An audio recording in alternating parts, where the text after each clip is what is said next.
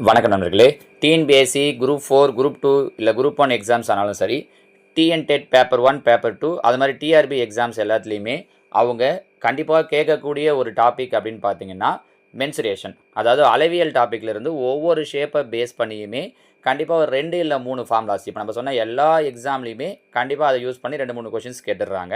So அதில் அவங்க கேட்குறதுக்கு வாய்ப்பு இருக்கக்கூடிய ஷேப்ஸை தான் ஸ்கூல் புக்கில் அந்த ஷேப்பை பேஸ் பண்ணி என்னென்ன கொஷின்ஸ் எல்லாம் கொடுத்துருக்காங்களோ அதை நம்ம 1 by 1 பார்க்க போகிறோம். ஈவன் 6th தொடங்கிய லைனாக அவங்க ஒவ்வொரு ஷேப்பாக இன்ட்ரடியூஸ் பண்ணியிருப்பாங்க.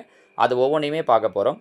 அந்த வரிசையில் இப்போ நம்ம முதல்ல பார்க்க போகிறது எது அப்படின்னு சொல்லி பார்த்தீங்கன்னா 7th ஃபஸ்ட் டேர்மில் அவங்க இன்ட்ரடியூஸ் பண்ணியிருக்கக்கூடிய இணைகரம் பேரலோகிராம் அப்படிங்கிற ஷேப்பை தான் நம்ம பார்க்க போகிறோம். ஆல்ரெடி இந்த மென்சுரேஷன் டாப்பிக்கை யூஸ் பண்ணி இந்த ஃபார்முலாஸ் எல்லாம் எப்படி ஞாபகம் வச்சுக்கிறதுலாம் நம்ம தனித்தனியாக வீடியோஸ் போட்டிருக்கோம். இதுக்கு முன்னாடி ப்ரீவியஸ் இயரில் டிஎன்பிஎஸ்சியில் கேட்ட கொஷின்ஸ் எல்லாத்தையுமே போட்டிருக்கோம்.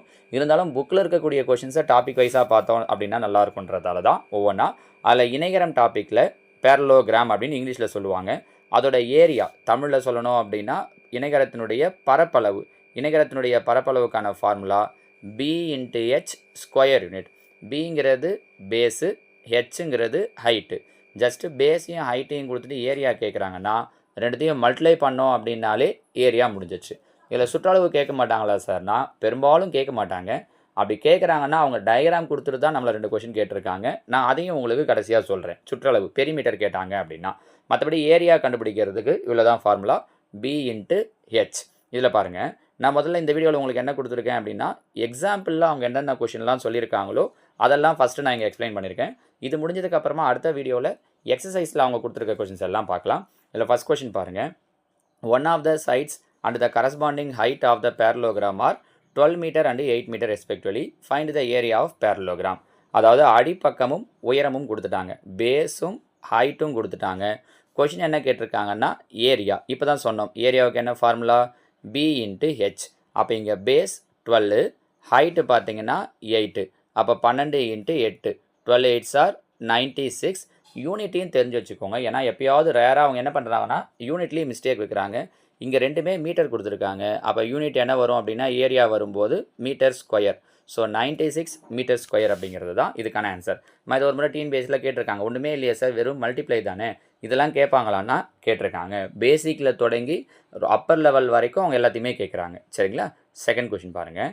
Find the height of the parallelogram whose area and base are. இங்கே என்ன பண்ணியிருக்காங்கன்னா ஏரியா கொடுத்துட்டாங்க, பேஸ் கொடுத்துட்டாங்க. பாருங்கள், பரப்பளவு சொல்லியிருக்காங்க, அடிப்பக்கம் சொல்லியிருக்காங்க. கொஷின் என்ன கேட்டிருக்காங்கன்னா உயரம் ஹைட் கேட்டிருக்காங்க. இப்போ தான் சொன்னோம் ஏரியாவுக்கு என்ன ஃபார்முலா B/H. ஏரியா எவ்வளோ கொடுத்துருக்காங்க 368, 368 ஈக்குவல் டு பேஸ் கொடுத்துட்டாங்க 23. அப்போ பெருக்கல்ல இருக்கிற 23 ஈக்குவல்ட்டுக்கு இந்த பக்கம் வந்துருச்சுன்னா வகுத்தலில் வந்துடும். அப்போ அங்கே என்ன மட்டும் நிற்கும்னா ஹெச் மட்டும். கேன்சல் பண்ண முடியுமான்னு பாருங்கள். பண்ணலாம். ஒரு 23 23, 36ல் எத்தனை 23 இருக்குன்னா ஒரு 23, மீதி என்ன வந்துடும்னா 13. அப்போ 138. 138ல் எத்தனை 23 இருக்குன்னு எப்படி சார் கண்டுபிடிக்கிறது அப்படின்னா ஒன்றும் இல்லை, ரொம்ப ஈஸியாக சொல்கிறேன் பாருங்கள். இந்த லாஸ்ட் நம்பர் மட்டும் போதும். 1 3 3, 6 3 18. அப்போ கண்டிப்பாக எத்தனை முறை வரும்னா 6 முறை. நீங்கள் வேணால் பெருக்கி பாருங்கள். 6 3 18, மீதி 1, 2 12 1 13 கரெக்டாக வந்துடும். சரியா? அப்போது நிற்கிற நம்பர் 16.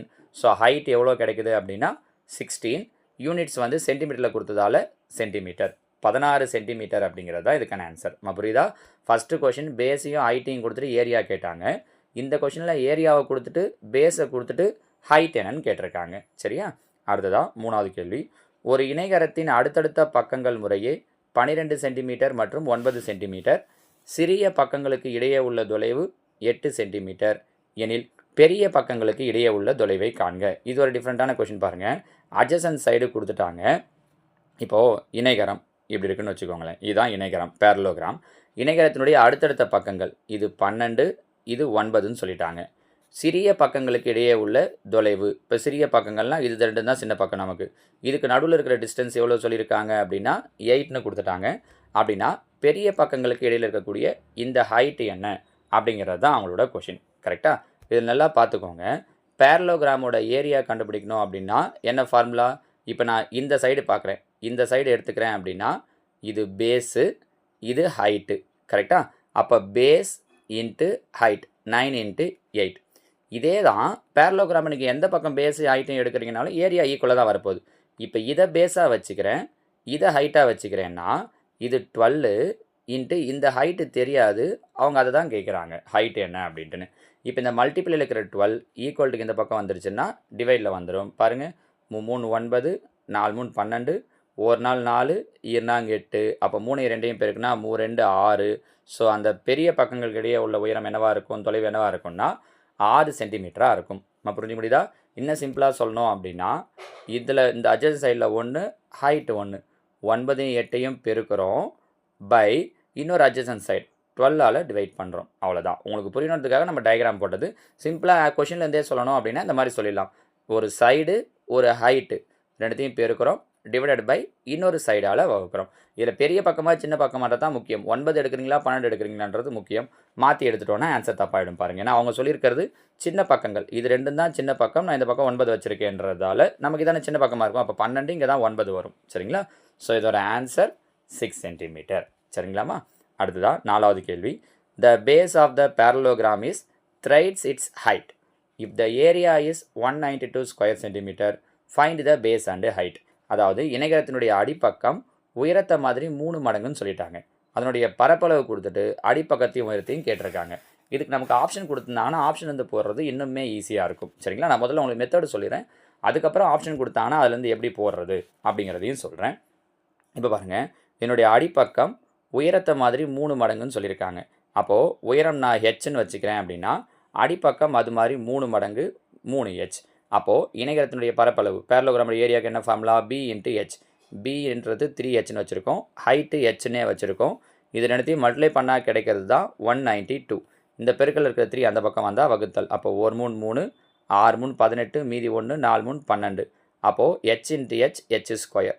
ஹெச் ஸ்கொயர் 64னா ஹெச் ஈக்குவல் டு 64ங்கிறது எதோட ஸ்கொயர், 8ஓட ஸ்கொயர். அப்போ ஹைட்டு ஹெச், ஹெச் வந்து 8. அவங்க இன்னொன்று என்ன கேட்டிருக்காங்க, பேஸு. அப்போ 3h, ஏன்னா பேஸுங்கிறது 3 மடங்கு. அப்போ 3 8 24. ஸோ பேஸ் எவ்வளோ கிடச்சிரும்னா 24. அவங்க கேட்டிருக்கிறது அடிப்பக்கம் மற்றும் உயரம். அப்போ அடிப்பக்கம் 24 சென்டிமீட்டர், உயரம் 8 சென்டிமீட்டர். So answer 24,8. ஓகேவா? இது மெத்தடாக போடுறது. ஒருவேளை அவங்க ஆப்ஷன் கொடுத்துருந்தாங்க அப்படின்னா, ஆப்ஷன் வந்து எப்படி சார் சொல்கிறது அப்படின்னா, இப்போ ஆப்ஷன் ஏ நான் இந்த மாதிரி எடுத்துக்கிறேன், 12,4. Option B 24,8. Option C 21,7. Option D 20,5 இப்படின்னு எடுத்துக்கிறேன்னா, முதல்ல அவங்க என்ன சொன்னாங்க, அடிப்பக்கம் உயரத்தை மாதிரி 3 மடங்குன்னு சொல்லியிருக்காங்க. 3 மடங்கு வருதான்னு பாருங்கள். 4 3 12, 8 3 24, 7 3 1, 5 3 5 தான் வரும், 20 வராது. அப்போ இது கிடையாது. மீதி 3. பரப்பளவு கொடுத்துட்டாங்க. பரப்பளவுன்றது பேஸையும் ஹைட்டையும் பெருக்குனா கிடைக்கிறது. 12 4 பெருக்கணுன்னா 48 தான் வருது. ஆனால் 192 சொல்லியிருக்காங்க. இது கிடையாது. 24 8 பெருக்கினேன் அப்படின்னா 192 வருது. அப்போ இதுதான் நமக்கான ஆன்சர்.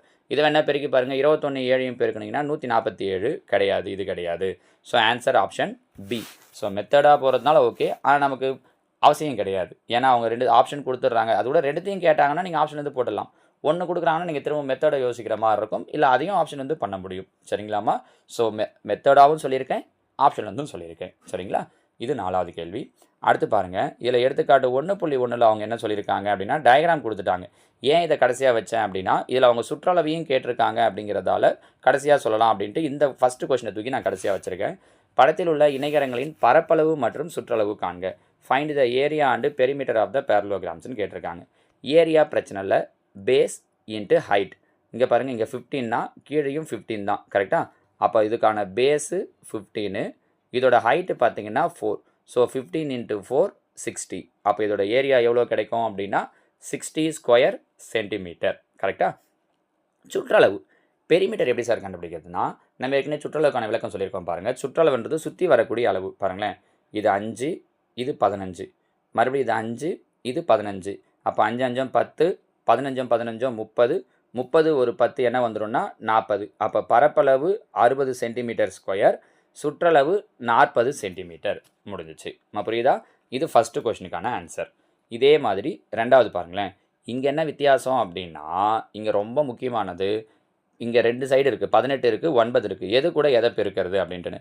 பேஸ் 18 தானே சார்னு 18ஆல் பெருக்கிடக்கூடாது. பெருக்குனா தப்பு. ஏன்? அவங்க ஹைட்டை இந்த பக்கம் கொடுத்துருக்காங்க. அப்போ இதுதான் பேஸ். இந்த பக்கம் 9ன்னா இந்த பக்கம் 9 வரும்.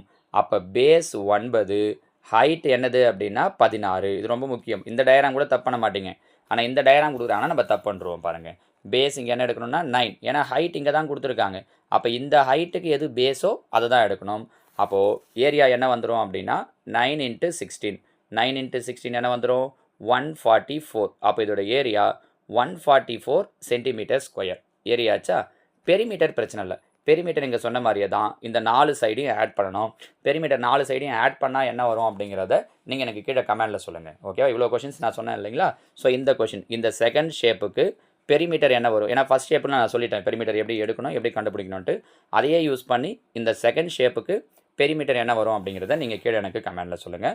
ஸோ இதெல்லாம் பார்த்தீங்க அப்படின்னா 7th ஃபஸ்ட்டு டேர்மில் பேரலோகிராம் டாப்பிக்கில் அவங்க கொடுத்துருக்கக்கூடிய எக்ஸாம்பிள் கொஷின். இதையே பேஸ் பண்ணி இல்லை இன்னும் கொஞ்சம் எக்ஸ்ட்ராவாக கொஷின்ஸ் அவங்க என்ன பண்ணியிருக்காங்கன்னா எக்ஸசைஸ் 2.1ல் அவங்க கொடுத்துருக்காங்க.